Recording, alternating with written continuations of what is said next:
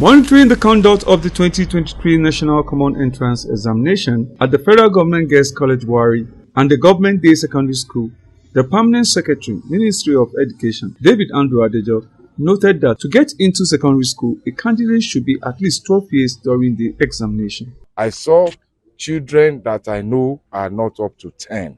And I talked to 3 children that they accepted, they are 9 years old. We are doing many things. One, we are teaching the children the wrong values. Education is not about passing exams.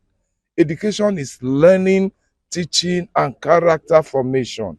I beg our parents, let these children do the exams as at when they should. The PAMSEC further said that he was unhappy to see underage persons take the examination. We are moving from education that is reliant on reading textbooks and passing exams. We are getting to a stage where education is what will you use your knowledge to do for society. So you put a small child to go through all the rigors.